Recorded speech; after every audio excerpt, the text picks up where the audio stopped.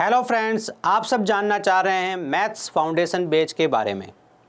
तो बहुत ही सिंपल सी बात है कि मैथ्स फाउंडेशन बैच एक ऐसा बैच है जो एक बाइलिंगुअल बैच है, 1 ईयर की वैलिडिटी के साथ है। 999 मतलब 999 रुपये इसकी फ़ीस है, लेकिन अभी आपको 499 में मिल रहा है, मतलब 50% डिस्काउंट में आपको मिल रहा है। ठीक है, चलिए सभी 50 टॉपिक मैथ्स के जो ऑल 50 टॉपिक्स है वो हम बाइलिंगुअल पढ़ने वाले हैं, जिससे कि हिंदी मीडियम और इंग्लिश मीडियम दोनों स्टूडेंट्स का काम हो जाए। ठीक है, बात समझ गए। All state level and central level, जब आप मैथ्स के सभी 50 टॉपिक क्लियर कर लोगे तो जितने भी स्टेट लेवल के एग्ज़ाम है और जितने भी सेंट्रल लेवल के एग्ज़ाम है सबका सिलेबस इसमें कवर होगा। पहली बात तो आपको ये समझ में आ गई होगी। जो एक्स ग्रुप की तैयारी कर रहा है या सेकेंड ग्रेड एग्ज़ाम की तैयारी कर रहा है उन लोगों के लिए नहीं है। लेवल 2 का बच्चा जो ग्रेड 3 से मैथ्स का एग्ज़ाम क्लियर करना चाहता है उन सब के लिए ये है। एसएससी का बच्चा हो, दिल्ली पुलिस का बच्चा हो, रेलवे का बच्चा हो, किसी भी बैच का कोई भी स्टूडेंट हो, उन सब के काम की चीज़ ये है। ठीक है, चलिए अब सर मैथ्स फाउंडेशन बैच है, इसमें हम क्या पढ़ेंगे। इसके अलावा ये जो चैलेंज बैच है 50 to 60 डेज, इसका क्या मतलब है। तो सबसे पहले तो आप यही समझ लो कि ये जो आपका चैलेंज बैच लिखा है 50 to 60 डेज, इसका क्या मतलब है। अब किसी स्टूडेंट का एग्ज़ाम आज के 60 दिन बाद ही है तो उसके पास क्या ऑप्शन है। वो क्या कंप्लीट लाइव क्लासेस से अपना सिलेबस कंप्लीट कर लेगा? नहीं कर पाएगा सर। तो उसे लाइव भी पढ़ना पड़ेगा और रिकॉर्डेड भी पढ़ना पड़ेगा। तो जो कंटेंट है वो रिकॉर्डेड भी आएगा, कंटेंट लाइव भी आएगा। पहली बात तो क्लियर हो गई। दूसरी बात, ऐसा नहीं है कि जो रिकॉर्डेड कंटेंट है वो लाइव में नहीं आएगा। कहने का मतलब ये है जिस बच्चे का एग्ज़ाम 100 दिन बाद है तो वो तो कंप्लीट ही लाइव पढ़ेगा। ठीक है कि मेरा तो सर 100 डेज़ के बाद है या 120 डेज़ के बाद एग्ज़ाम है, या मेरा एग्ज़ाम तो 6 महीने बाद है, या मैं तो 1 साल के लिए मैथ्स फाउंडेशन बेस लेके कंप्लीट तैयारी करने वाला हूँ और मैं केवल लाइव पढ़ना चाहता हूँ, तो वो लाइव में सभी टॉपिक पढ़ेगा। लेकिन किसी स्टूडेंट का एग्ज़ाम आज के 50 दिन बाद है तो वो कुछ टॉपिक लाइव में पढ़ने के साथ साथ कुछ टॉपिक जो रिकॉर्डेड वाले हैं वो भी पढ़ेगा, तभी उसका सिलेबस कंप्लीट हो पाएगा, है ना। ये तो आप खुद समझ सकते हो, एक बहुत ही बेसिक सी बात है कि आपका एग्ज़ाम 50 दिन बाद है, आपको 200 घंटे मैथ्स पढ़नी है तो रोज़ के 4 घंटे मैथ्स पढ़नी है। लाइव में मान लीजिए आपने 2 घंटे पढ़ ली तो 2 घंटे आपको रिकॉर्डेड वाली भी पढ़नी पड़ेगी। लेकिन वो रिकॉर्डेड वाली उसको पढ़ने की ज़रूरत नहीं है। अगर कोई बच्चा चाहे नहीं मैं तो कंप्लीट लाइव पढ़ूंगा लेकिन मेरे पास 6 महीने का टाइम है, तो उसको वो कंप्लीट लाइव मिलेगा। मतलब वो टॉपिक जो है वो कंप्लीट लाइव में भी 1 से लेकर 50 तक के सभी टॉपिक लाइव में भी कराए जाएंगे और 1 से लेकर 50 तक के सभी टॉपिक रिकॉर्डेड में भी कराए जाएंगे। मतलब दोनों ही फॉर्मेट में ये कोर्स अवेलेबल होगा। तो जिस बच्चे को जल्दी होगी वो कुछ कंटेंट रिकॉर्डेड में भी पढ़ लेगा, और कोई बच्चा कहेगा नहीं मेरा तो 6 महीने बाद एग्जाम है सर, मैं कंप्लीट लाइव पढ़ूंगा, वो अपना कंप्लीट सिलेबस लाइव में पढ़ लेगा। ये सबसे पहला कन्फ्यूजन था स्टूडेंट्स का मैथ्स फाउंडेशन बैच को लेकर, जो मैंने आपका दूर कर दिया। ठीक है, चलिए वैलिडिटी की बात बताई दी आपको, 1 ईयर वैलिडिटी है, बाइलिंगुअल बैच है। इसके अलावा कोर्स का कंटेंट क्या है। देखिए अगर आप मैथ्स फाउंडेशन बेस ले रहे हैं तो मैथ्स के सभी 50 टॉपिक्स हम कवर करेंगे। अंक गणित और एडवांस मैथ्स जो है, arithmetic and advance math complete आपकी इसमें क्लियर होगी। ठीक है ना।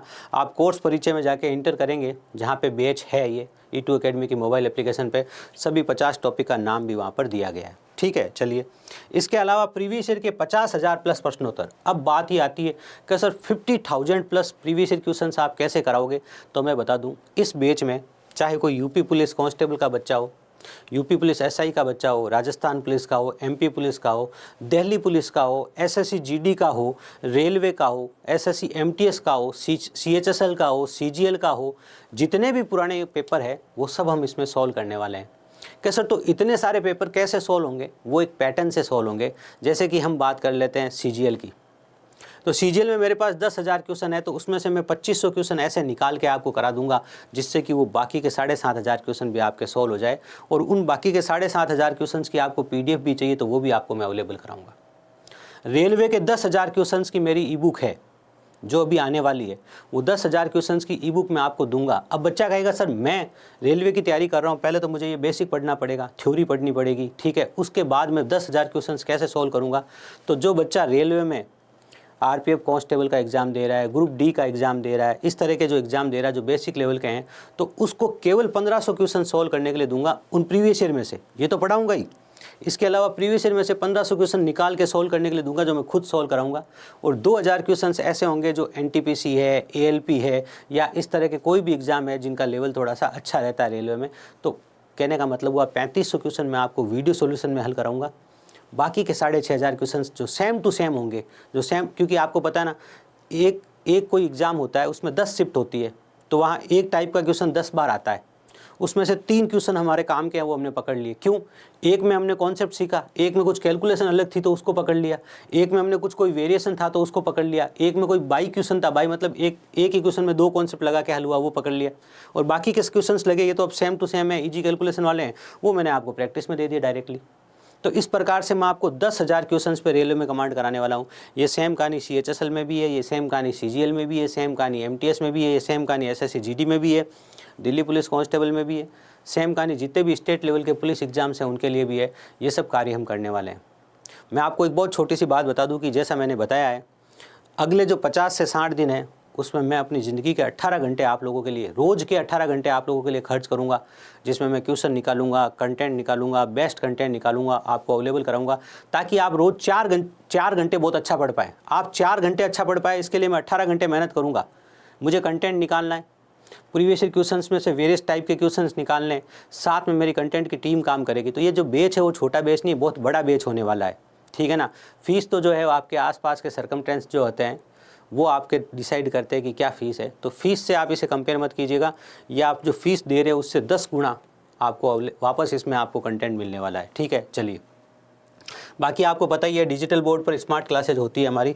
इसके अलावा बात करें कि सर ये क्या है, यहाँ हमने एक नया कॉन्सेप्ट निकाला है कि आपका एक नया बैच आपको मिल गया। आपने मैथ्स फाउंडेशन बैच में एडमिशन ले लिया। एडमिशन लेने के बाद फर्स्ट 7 डेज में अगर आपको लगता है कि जो कंटेंट आ रहा है उससे मुझे आनंद नहीं आने वाला है या मुझे मज़ा नहीं आने वाला है, देखो थोड़ा आपको धैर्य रखना पड़ेगा, क्योंकि जो आपका कोर्स है वो 5 पार्ट में डिवाइड है। 0 वाला बच्चा है उसके लिए भी पढ़ाया जा रहा है, हाई लेवल वाला बच्चा है उसके लिए भी पढ़ाया जा रहा है। लेकिन आपको फर्स्ट 7 डेज में अगर ऐसा फील नहीं होता है कि मुझे बहुत तगड़ा कंटेंट मिलने वाला है, मुझे बहुत अच्छी पढ़ाई मिलने वाली है, तो आप अपनी फ़ीस रिफ़ंड भी ले सकते हैं। यह आपका 7 डेज का डेमो, जिस दिन भी आप एडमिशन लेंगे उस दिन से आपके पास 7 डेज डेमो के अवेलेबल रहेंगे। और आपको पता होगा हमारा रिकॉर्ड है, हम किसी भी स्टूडेंट को अनसेटिस्फाई नहीं रखते। अगर आपको नहीं रखना है बेस तो आपकी फ़ीस रिफ़ंड हो जाती है, ठीक है। चलिए, इसके बाद हम बात करते हैं कि सर ये मैथ्स जो आप पढ़ाने वाले हो आपका क्या क्राइटेरिया। देखो हर टीचर का अपना अपना सेगमेंट होता है। जैसे पहले हमने लेवल 1 और लेवल 2 में डिवाइड करके कोर्स कराए थे, अब हमने जो मैथ्स का जो कंटेंट है उसको हमने कैसे बांटा है। सबसे पहले हमारी अक्कड़ बक्कड़ बम्बे वो सीरीज आएगी। कोई बच्चा कहता है सर मुझे तो मैथ्स बिल्कुल ही नहीं आती, मैं तो 0 to 0 हूँ, मतलब मैं तो 0 से भी नीचे हूँ, तो उसके लिए मेरी अक्कड़ बक्कड़ बम्बे वो सीरीज से शुरू करेंगे।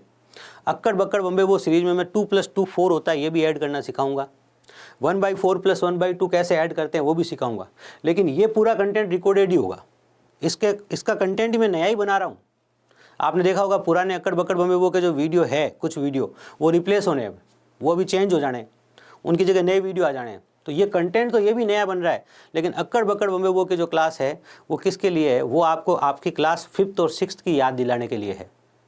तो वो जो कंटेंट है वो रिकॉर्डेड में ही आना है। फिर आपकी बात आती है बेसिक मैथ्स की, जो आपका पूरा लाइव चलना है। और इसमें आप army, CRPF, BSF, forest guard जैसे जितने भी एग्ज़ाम्स हैं उन सब एग्ज़ाम के लिए क्लियर करेंगे। अब हमारे बैच के अंदर मैथ्स में लिखा होगा बेसिक मैथ्स। आपने बेसिक मैथ्स पढ़ लिया है पूरा, तो आपके ये एग्ज़ाम्स क्लियर करने की कंडीशन हो गई है, आपको अलग पढ़ने की ज़रूरत नहीं है।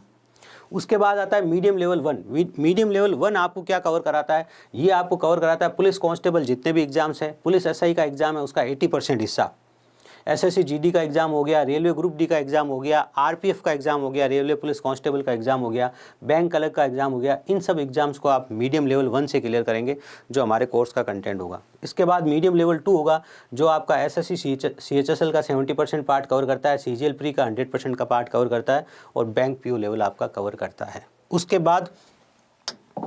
बाद आपका होगा हाई लेवल, जिसमें आप SSC CHSL का 100% कवर करोगे, CGL आपका मेंस तक का सब कुछ कवर होगा, CPO जो एग्ज़ाम है उसका आपका 100% कवर होगा, और CDS और इसके अलावा इस तरह के कितने भी एग्ज़ाम हैं, जैसे आपका LIC AO DO का एग्ज़ाम है, या आपका जो इंश्योरेंस में जो ऑफिसर लेवल पे जो एग्ज़ाम्स होते हैं जहाँ पर मैथ्स अच्छे लेवल की आती है, वो सब एग्ज़ाम भी आप इससे कवर करने वाले हैं। आई होप ये बात तो आपको समझ में आ गई होगी, ठीक है। इसके अलावा कैलकुलेशन पार्ट जो है वो आपका अक्कड़ बक्कड़ बम्बे वो के साथ में चलेगा, ठीक है। कॉन्सेप्ट बुक से मतलब ये है कि आपको कॉन्सेप्ट के रूप में भी कुछ क्लासेज मिलेगी। आपका जो बैच है उसमें एक फ़ोल्डर कॉन्सेप्ट का भी बना होगा, जहाँ पे हम डे बाय डे कुछ कॉन्सेप्ट डालने वाले हैं। आप समझ लीजिए कि हो सकता है हम रोज़ एक कॉन्सेप्ट डेवलप करें। जिन बच्चों को थोड़ी मैथ्स आती है या कम आती है, जो ज़्यादा सीख रहे हैं, वो इन कॉन्सेप्ट्स को भी अलग अलग सीखें। क्या इस कॉन्सेप्ट पे 10 साल से सवाल आ रहा है, 10 साल पहले भी आया था, पिछले साल भी आया था, तो मुझे ये कॉन्सेप्ट आना चाहिए। तो इस तरह से हम क्या करेंगे, कॉन्सेप्ट बुक भी आपके साथ के साथ में तैयार करवाएंगे। ठीक है, चलिए फ़ीस के बारे में यहाँ पे लिखा है। अगर आपने हमारे को एक बार फ़ीस दी है और अगली बार आप किसी एग्ज़ाम की तैयारी करते हैं, तो आप निश्चिंत रहिएगा, आपको अगली बार वापस फ़ीस नहीं देनी पड़ेगी, या देनी पड़ेगी तो 10% या 20% फ़ीस देनी पड़ेगी। मान लीजिए हमारा कोई बैच है 400 रुपये का है, तो आपको 25% फ़ीस ही देनी पड़ेगी, 75% डिस्काउंट हो जाएगा, क्योंकि बार बार फ़ीस वसूलना हमारा टारगेट नहीं है।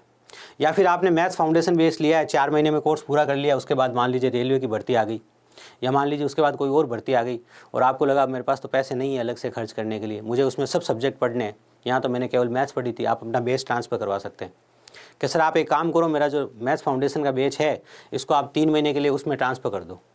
तो मैं क्या करूँगा, 3 महीने ये नहीं पढ़ कर वो पढ़ लूँगा, क्योंकि ये मैंने पढ़ लिया है, तो आपकी वो तैयारी भी हो जाएगी। कहने का मतलब है फ़ीस कलेक्ट करना ज़्यादा बड़ा मोटो नहीं है। ठीक है, आपको ये प्रूफ करना कि हम जो पढ़ा रहे हैं वो एग्ज़ाम ओरिएंटेड है, वहाँ से एग्ज़ाम में क्वेश्चन आते हैं, क्योंकि हम वो इंस्टीट्यूशन है, आपने हमारी ई बुक्स देखी होगी, आपने हमारी पीडीएफ्स देखी होगी, हम वो इंस्टीट्यूशंस है जो 2023 का जो लेटेस्ट कंटेंट है उसके ऊपर हम काम करते हैं, और उसके लिए हमारी एक बहुत बड़ी कंटेंट टीम काम करती है। ठीक है, चलिए इसके अलावा बात करी जाए तो आपको पता होगा हम ऑल ओवर इंडिया में जितने भी एजुकेशन इंस्टीट्यूट्स है उसमें बेस्ट कस्टमर केयर सपोर्ट हमारा है। कोई भी स्टूडेंट चाहे वो किसी बैच में एडमिशन ले रखा है या नहीं ले रखा है, वो सुबह 9 बजे से लेकर शाम 6 बजे तक कॉल करता है, तो हम उसके कॉल का रिप्लाई देते हैं। वो व्हाट्सअप करता है, अपनी क्वेरी भेजते हैं, उसकी क्वेरी का रिप्लाई देते हैं।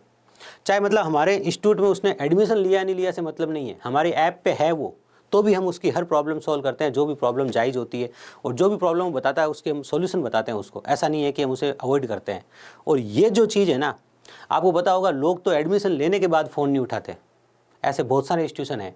एडमिशन लेने के बाद लोगों को ये नहीं पता होता कि मुझे कांटेक्ट कहाँ करना है, मुझे किससे बात करनी है, मेरी प्रॉब्लम आ गई, आज मेरे ऐप में ये चीज़ नहीं चल रही है, आज मेरे ऐप में ये हाइड हो गया है, आज मेरे ऐप में ये परिवर्तन हो गया है, आज मेरी ये चीज़ नहीं दिख रही है। देखो टेक्निकल इश्यूज आते रहते हैं। कई बार आपका मोबाइल अपडेट नहीं हुआ होता है, कई बार आपके मोबाइल में अपडेट आ जाता है, वो अपडेट आपके नहीं करने की वजह से आपके कोर्स में कुछ चीज़ें नहीं दिखती है। लेकिन हमारी जो सपोर्ट टीम है एनी टाइम एक्टिव रहती है। 9 बजे से 6 बजे तक आप कभी भी कॉल करते हो ना, तो आपको हमेशा पॉजिटिवली रिप्लाई मिलता है। इसके अलावा जब भी आप हमारे किसी भी बैच में एडमिशन ले लेते हो, तो एडमिशन लेते आपके पास एक स्पेशल नंबर से मैसेज आता है। इस तरह का एक मैसेज होता है, हाय, आपका नाम लिखा होता है, E2 अकेडमी में आपका स्वागत है, अपना नाम, एग्ज़ाम नाम, बैच का नाम लिख कर आप मैसेज कर दें, और एक नंबर आपको अलग से दिया जाता है एडमिशन लेने के बाद। मतलब ये वो नंबर है जो 24 आवर हेल्पलाइन नंबर है, कि आप 24 घंटे इस नंबर पे कॉल करेंगे तो कोई ना कोई आपको जवाब देता है, पहली बात। दूसरी बात, नहीं देता है तो वो सुबह 9 से 6, आपने आज रात को 10 बजे कॉल किया या कोई व्हाट्सएप पे मैसेज करके छोड़ दिया, तो सुबह 9 बजे एम्प्लॉय आते ही सबसे पहले आपको कॉल करेगा। आप खुद को कॉल करने की ज़रूरत नहीं होगी। व्हाट्सएप पे कोई प्रॉब्लम भेजे तो वो आपकी प्रॉब्लम का सॉल्यूशन भेजेगा। इसके अलावा हम लोग एक डाउट ग्रुप भी बना रहे हैं हमारा, जिसमें जितने भी बच्चे हैं वो पढ़ाई से रिलेटेड डाउट्स, ट्यूशन से रिलेटेड डाउट्स वो भी भेज सकें। ठीक है ना। तो इतना अच्छा कस्टमर केयर सपोर्ट वो ही रख सकते हैं जो बच्चों को जवाब देने के लायक होते हैं। कि आपने कोर्स ले लिया, कहानी खत्म नहीं होगी। अब कोर्स लेने के बाद आपकी जो भी दिक्कत है, चाहे टेक्निकल है, चाहे नॉन टेक्निकल है, चाहे पढ़ाई से संबंधित है, चाहे अन्य दिक्कत है, ठीक है ना, कोई भी आपकी दिक्कत होती है, उस हर दिक्कत को हम सॉल्व करते हैं। इसलिए हम आपको स्पेशल हेल्पलाइन नंबर और से देते हैं एडमिशन लेने के बाद। ऐसा नहीं है कि फ्री वाले बच्चों को कि सर मैंने बैच नहीं लिया तो आप मेरी मदद नहीं करोगे, करेंगे ना, ये दिया हुआ है। लेकिन पेड बैच के स्टूडेंट को स्पेशली एक और हेल्पलाइन नंबर दिया गया है कि वो यूँ नहीं कहते कि मुझे ये चीज़ समझ नहीं आई। अच्छा, इसके अलावा कई बार टेक्निकल रीजन से क्लासेज कैंसिल हो जाती है। कल रात को बारिश आ गई, भयंकर तूफान आ गया, इंटरनेट की सुविधा ख़त्म हो गई, तो उस टाइम में आपको इस हेल्पलाइन नंबर से मैसेज भी आता है कि आज की क्लास कैंसिल हो गई है या आज की क्लास लेट हो गई है। ठीक है, चलिए अब हम बात करते हैं किसकी, स्टडी की। कैसे आपको पढ़ना है।